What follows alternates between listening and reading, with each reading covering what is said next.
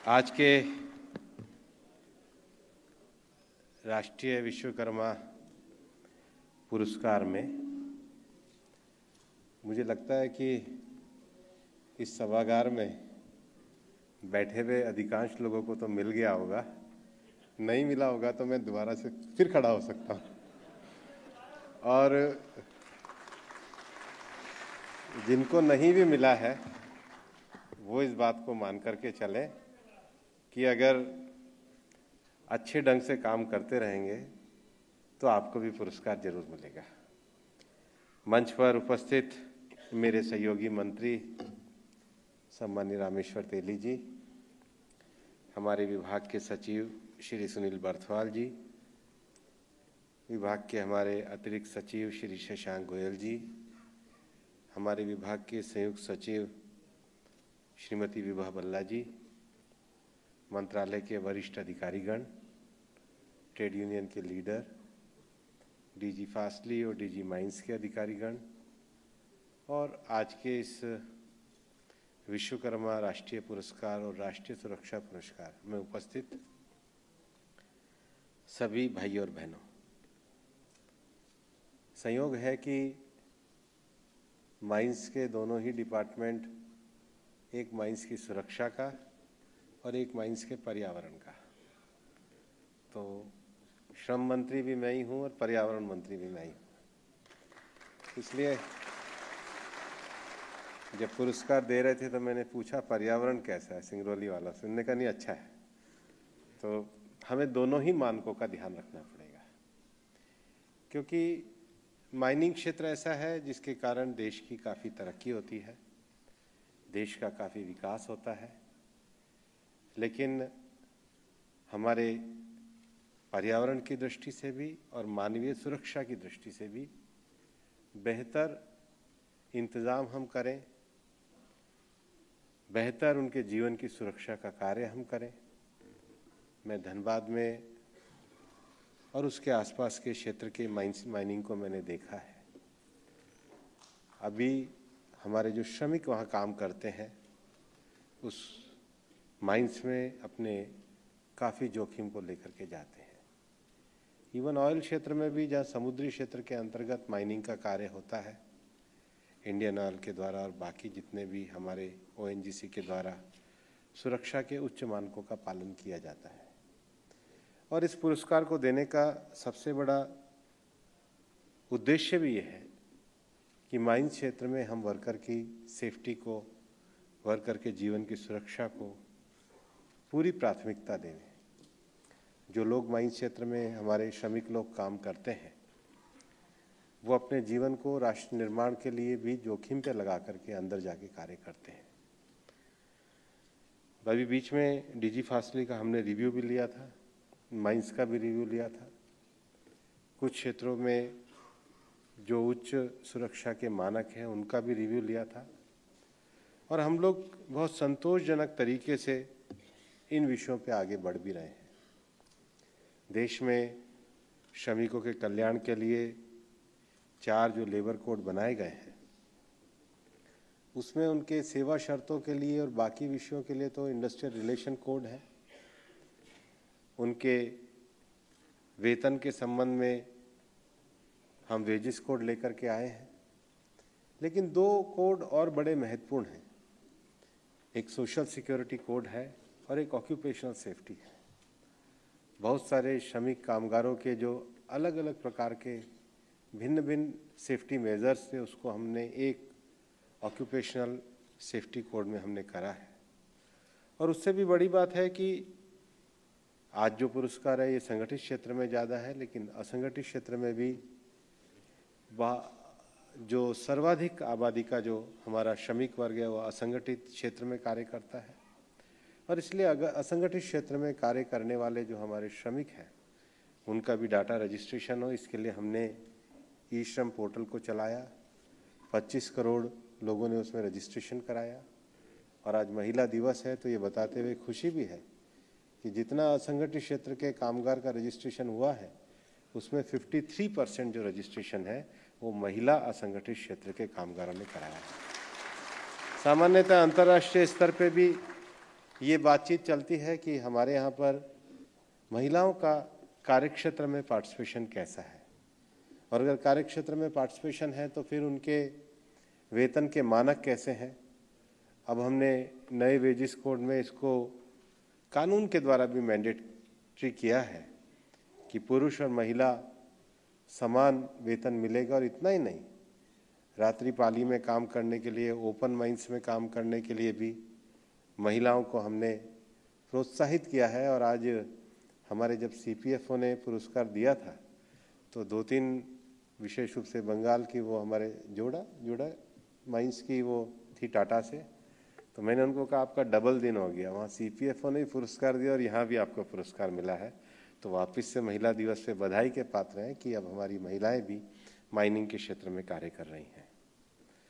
देश में जब हम गरीब कल्याणकारी राज्य की बात करते हैं तो 3 शब्द हमारे संविधान की प्रस्तावना में भी लिखे गए हैं।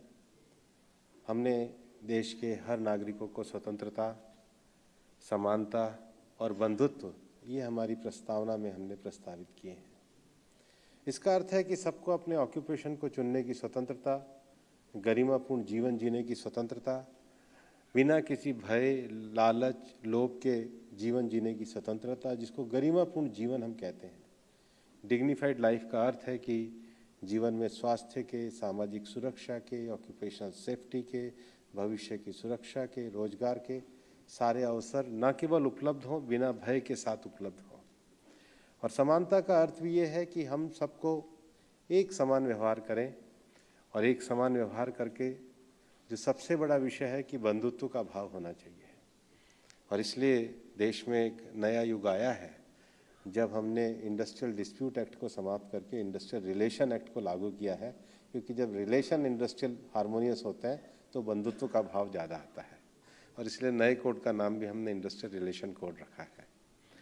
ये तीनों विषयों को आगे बढ़ाते हुए भी हमारा ये मानना है और हमारी ये जिम्मेदारी है कि हम देश में एक ऐसा वातावरण खड़ा करें जिसमें श्रमिकों की कलेक्टिव बार्गेनिंग की ताकत भी बरकरार रहे और ईज ऑफ डूइंग बिजनेस का रास्ता भी बने। दोनों विषयों पे संतुलन के साथ चलने से ही देश का विकास हो सकता है, जिसको न्यूनतम मजदूरी के मानक कहते हैं। और देश में नए क्षेत्रों में जो नया कामगार वर्ग आ रहा है, अब माइंस में भी हम लोग बहुत ज़्यादा डिजिटली साउंड हो रहे हैं। नए जो इक्विपमेंट आ रहे हैं डिजिटली ज़्यादा साउंड है। जो पहले 30 साल 35 साल पहले माइनिंग किया करते थे तो खुद जाना पड़ता था, नीचे जाना पड़ता था। अब डिजिटली हमारे पास नए इक्विपमेंट, नई चीज़ें, नए सेफ्टी मेजर्स आए हैं, उनको तो हम साथ लगा रहे हैं, लेकिन उसके साथ ही साथ हम वहाँ की जो हम कहते हैं लाइफ स्टाइल का विषय, एनवायरनमेंट फ्रेंडली लाइफ स्टाइल, वो मानक भी हमारे माइंस क्षेत्र में ज़्यादा आ रहे हैं। इसलिए इन दोनों विषयों को हम साथ में महत्व देते हुए आगे चल रहे हैं। हमारे विभाग के 2 बड़े डिपार्टमेंट भी हैं, एक ESIC है और एक हमारा जो दूसरा डिपार्टमेंट है वो प्रोविडेंट फंड का है। ESIC में हमारे देश भर में जो 160 अस्पताल चलते हैं, 18 मेडिकल कॉलेज भी चलते हैं, काफ़ी सारे हमारे माइंस के लोग इसमें, हमारे IP भी हैं, ऐसे पुरस्कार मिले, ऐसे श्रमिक भी हैं। लेकिन ESIC के द्वारा अभी हमने एक नया अभियान छेड़ा है, विशेष रूप से हमारे मंत्रालय में, कि हमारे ESIC के अस्पताल दवाई तो दें ही दें, लेकिन इसके साथ ही साथ जो ऑक्यूपेशनल डिसीजेज होती हैं, माइंस में जाने के कारण भी ऑक्यूपेशनल डिसीजेज उस व्यवसाय के कारण भिन्न भिन्न क्षेत्रों में भिन्न भिन्न होती हैं, या कोई विशेष कार्य क्षेत्र होता है उसके कारण होते हैं। उसका अगर हम स्वास्थ्य के दोनों तरह का क्यूरेटिव और प्रिवेंटिव उपचार, जो दोनों ही मजदूरों का अगर हम पहले से करके चलेंगे तो हम ज़्यादा कार्यकुशल हमारे मजदूरों के स्वास्थ्य को रख सकेंगे। और इसलिए ESIC में हम लोगों ने एक सुझाव भी दिया। बीच में जब हमारी पहली मीटिंग हुई थी तो हमने कहा था कि हम 5 हॉस्पिटल्स में पायलट प्रोजेक्ट चलाएंगे। उसका अनुभव हमें देखने में आया कि मजदूर सामान्यतः अपने कार्यक्षेत्र को छोड़कर केवल अपना हेल्थ चेकअप कराने के लिए विशेष रूप से अस्पताल में नहीं पहुँचते।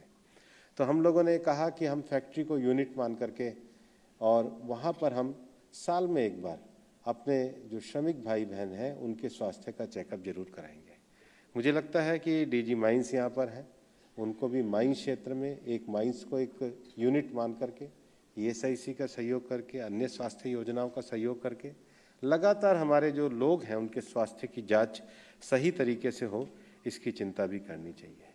और माइन क्षेत्र में हम लोग तो संगठित क्षेत्र में काम करने वाले सारे श्रमिकों को मैंने यहाँ देखा है, पर फिर भी हमारा जो सपोर्टिव स्टाफ होता है वो बहुत सारा जो सपोर्टिव स्टाफ होता है वो असंगठित क्षेत्र का होता है। हम भेल में, हम टाटा में, हम बोकारो के स्टील प्लांट के या खेतड़ी कॉपर के या निवेली लिग्नाइट प्रोजेक्ट के लोग हैं, लेकिन हमारे साथ हम जब देखते हैं कि बाहर चाय पीने जाते हैं तो जो ठेले वाला होता है वो असंगठित क्षेत्र का होता है, रिक्शे में जाते हैं तो असंगठित क्षेत्र का होता है, जो सब्जी बेचता है वो असंगठित क्षेत्र का होता है। हमारी लाइफ में कितना बड़ा जो सपोर्ट है वो असंगठित क्षेत्र के मजदूर करते हैं, तब जाकर के उन क्षेत्रों में हम काम कर पाते हैं। विशेष रूप से आपके जो प्रबंधन के उच्च अधिकारी हैं, मैं उनसे एक आह्वान भी करूँगा।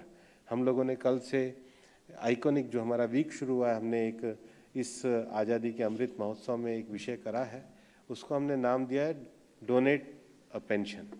तो पेंशन कैसे डोनेट कर सकते हैं?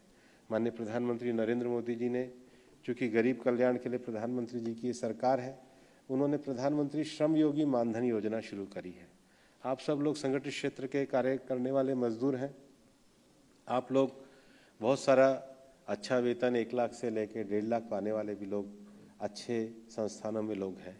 क्या हम हमारे संस्थान के बाहर जो ऐसे अकुशल और असंगठित क्षेत्र के लोग हैं, हम जानते हैं उसकी चाय की दुकान पे जाते हैं, उसकी किराने की दुकान पे जाते हैं, उसकी सब्जी की दुकान पे जाते हैं, केवल 200 रुपये महीने से लेके 660 रुपये महीना दे सकते हैं। उसकी उम्र 18 से 40 साल के बीच में होगी। आपके अकाउंट से सीधा 200 रुपया डिडक्ट होगा, लेकिन आपके 200 रुपया किसी असंगठित क्षेत्र के व्यक्ति को आधा पैसा 200 आप दोगे तो मैचिंग केंद्र सरकार भी देती है, लेकिन अगर 200 रुपया आप अपनी तनख्वाह में से निकालते हैं तो 60 साल की उम्र में देश के 90% से ज़्यादा जो असंगठित क्षेत्र के लोग हैं उसमें एक व्यक्ति के जीवन को सुरक्षा मिलेगी। मेरा आपसे आह्वान है कि हमारे डोनेट टू पेंशन स्कीम के इस योजना के साथ भी जुड़ें, क्योंकि जो मैंने आपके सामने विषय रखा है, स्वतंत्रतापूर्ण जीवन एक विषय है, समानतापूर्ण जीवन सरकार के कानून है, लेकिन जो बंधुत्व का विषय ये एक वातावरण का निर्माण करता है। और जब ये वातावरण का निर्माण करता है, मानवता जगती है, तो देश के श्रमिक क्षेत्र में एक अच्छा विषय शुरू खड़ा होता है। उसके साथ ही साथ हम चाहते हैं कि हमारा जो श्रमिक क्षेत्र है, जो श्रमिक भाई बहन काम करते हैं, वहाँ कैपेसिटी बिल्डिंग लगातार जारी रहे। कैपेसिटी बिल्डिंग उनका ज़्यादा अनाउंसमेंट होगा तो ज़्यादा अच्छे तरीके से होगा। और मुझे लगता है माइंस के क्षेत्र में भी और सेफ्टी के क्षेत्र में भी हमें अपने श्रमिकों को ये जो पुरस्कार हम दे रहे हैं, मैं जब देख रहा था कई इनोवेशन के पुरस्कार में एक पैराग्राफ ये भी लिखा रहता है कि इन्होंने किस प्रकार से उसमें इनोवेशन सेफ्टी का किया, कि कितनी आर्थिक रूप से बचत हुई। लेकिन अब एक ऐसा समय आया है जब हमको डिजिटली भी अपने श्रमिकों को न केवल स्किल, री स्किल और अप स्किल करना होगा, जिससे हमारे जो श्रमिक हैं उनकी कार्यक्षमताओं में विस्तार हो सके।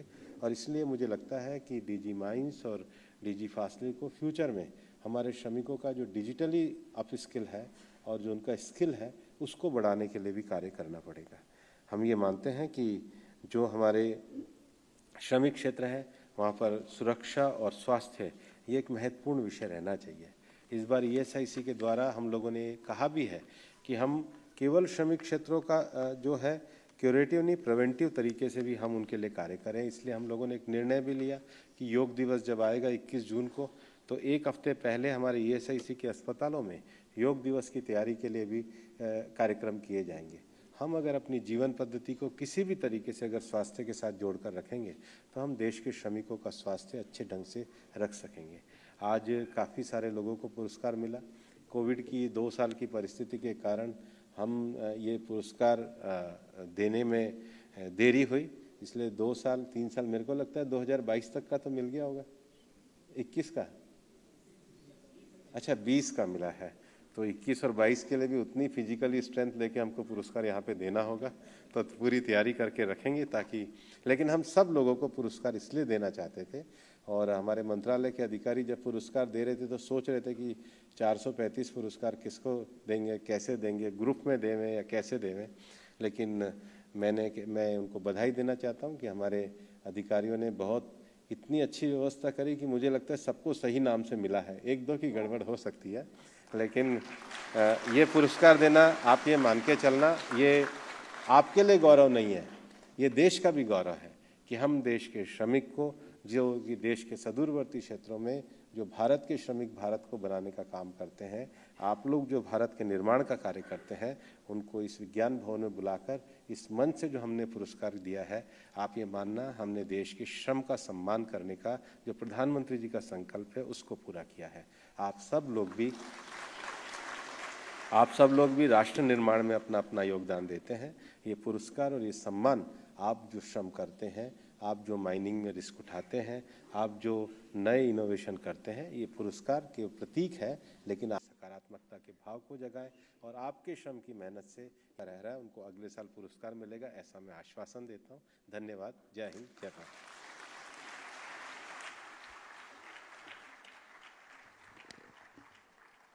हम माननीय मंत्री वर्ग का आभार व्यक्त करते हैं।